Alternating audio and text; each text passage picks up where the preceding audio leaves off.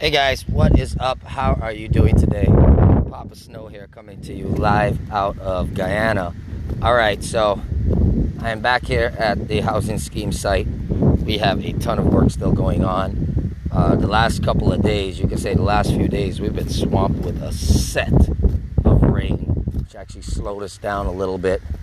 In fact, the rain has prevented us from bringing the dozers here yet, because you can see some of the roadway that we've already cleared is still a little soft. So before I could bring in the dozers, which are very heavy machines, I need another good 2 days of solid sunlight out here so that we can get the stability to continue clearing. Right. In the meantime, we do have Betsy working and operating here, tearing down any trees or anything else that's in the way, so that when the dozer comes in the next day or two, based on how this sunshine is coming, this sunshine holds up, well, we could get a lot done this week, which is kind of the objective.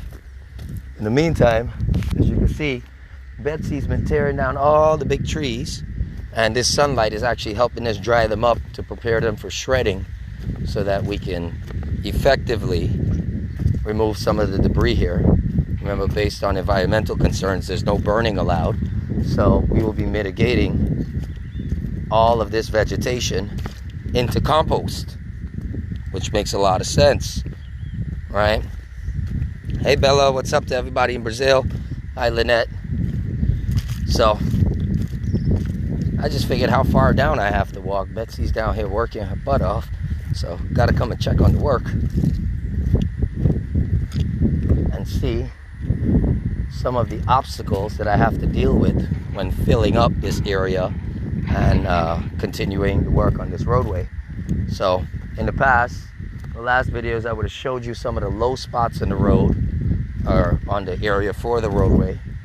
So okay, so I'm actually stepping in some mud.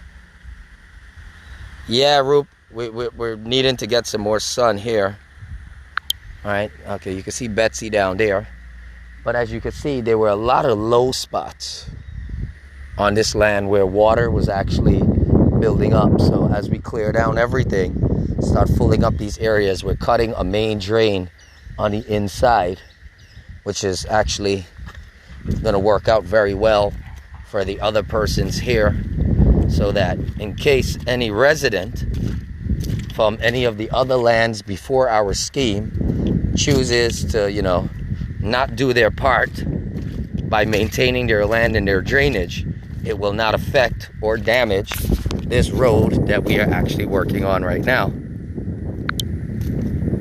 Yeah, Tosh.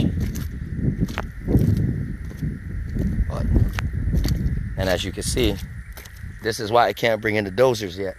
See this mud? This mud is a serious man, right? May not seem so serious, but he clogs up your tracks, he clogs up everything. So you need to ensure that this place gets a good 2-3 days of solid sun. Let this ground get a little hard again so that we can start leveling. So that's probably one of the main things holding us back from leveling right now, is that we definitely need some stable ground to level on. As you can hear, I'm still walking through water here, right? Don't come here unless you have your long boots. Okay, so apparently, as we get further down, there is another drainage on that side. Now that drainage, that's supposed to be the inside drainage of this roadway. So we're going to be marking our surveying line when our surveyors get here, and we're going to run that drainage straight back down out to the front where it's supposed to be. And that's going to throw off all this extra water that's coming in through the side here. All of this type of chaos that you're seeing here has been caused over years and years of persons who own their land, never maintaining their land. And I think the government needs to step in on landowners who own large plots of land, who do not maintain those large plots of land that they own. And because they're not maintaining, they are causing destruction, chaos, and havoc on other residents in various communities.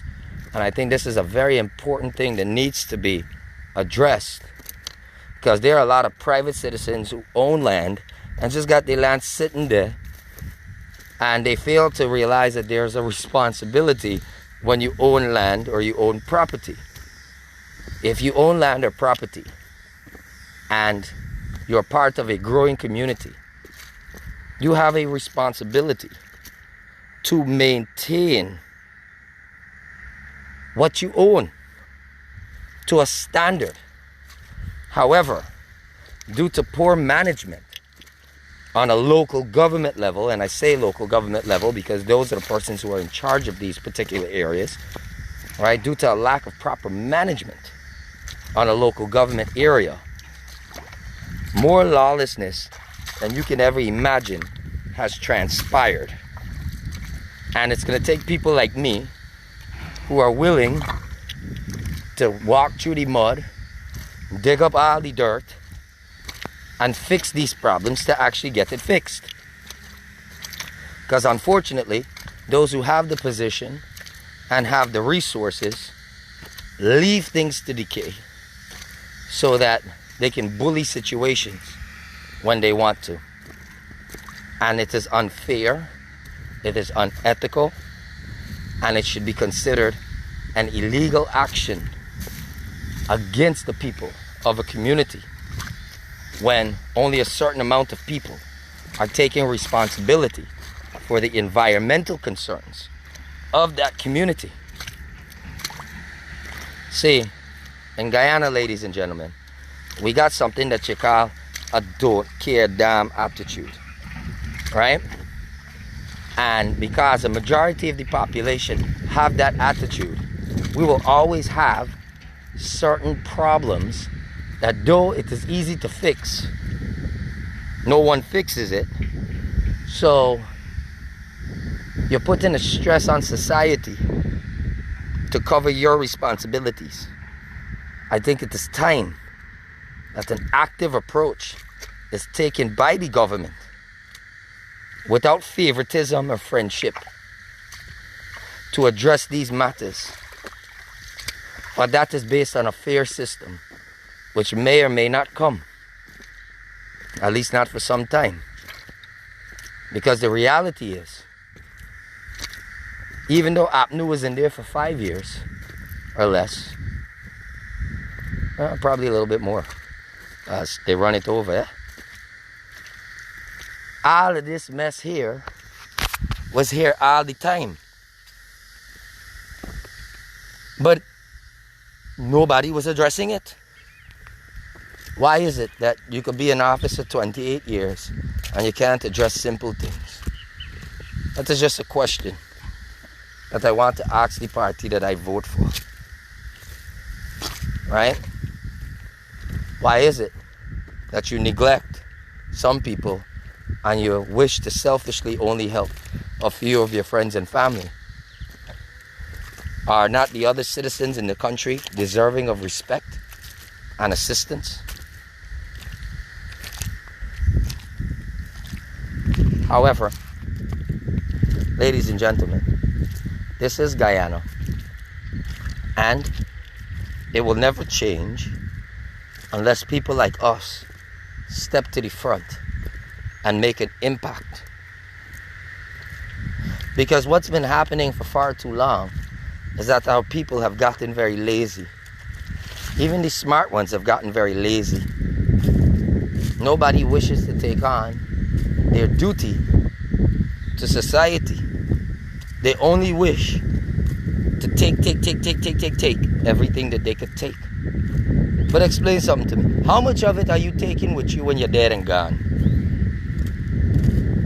How much you can give to your children? Can they live in 16 houses at one time? Tell me. How much food they gonna eat in one day?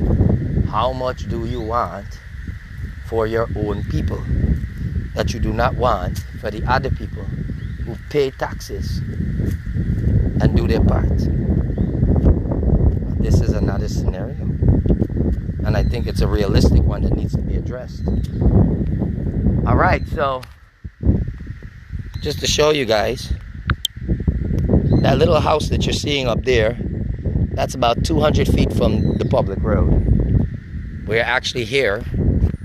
We're not quite yet to the scheme area, but this is another private property owned here by another individual, and you would see, well, that individual, for the most part, has been maintaining, you know, the vegetation on their property to keep things from growing wild and out of control.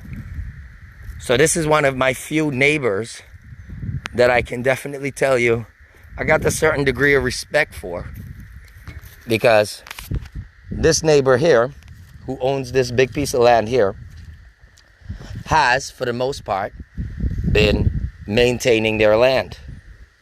In fact, realistically, ladies and gentlemen, all of this other land up here that is owned by private people should have been looking like this or better. Unfortunately,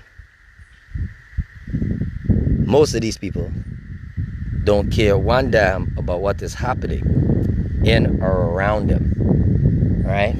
Okay, so this is up to where Betsy's at right now. So I want to show you, we're almost to the scheme site. In fact, those high trees there that you see, that is a tree line that shows the back of phase 3. So we're about 300 feet away from phase 3 and about 1,600 feet from the front of phase 1. And we are actually making our way down that way. But what we are doing in the meantime is, while we go through, I'm a kind neighbor. If I notice your landy flooding, and I do in this roadway here, we people in the drain and are cleaning out to help even the lazy people them, just to let their land drain out.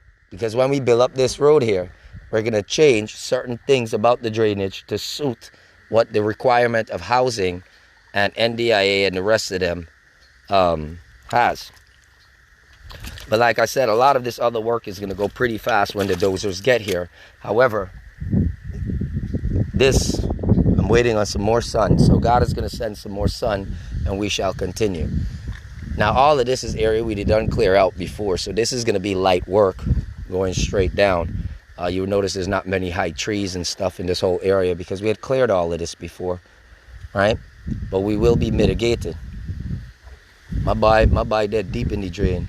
Power to him. Power to him. Anybody willing to do the trench challenge, you contact me.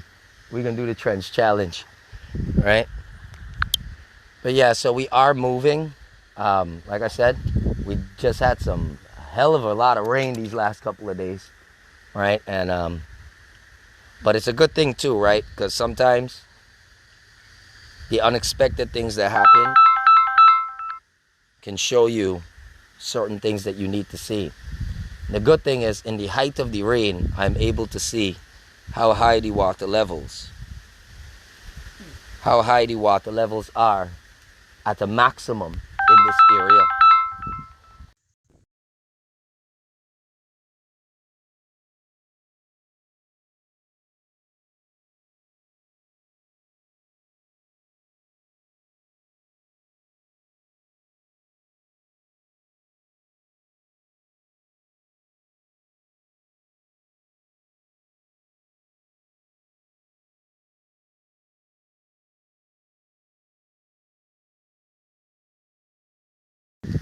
Yeah, guys, so we are here and we're going to continue doing our work.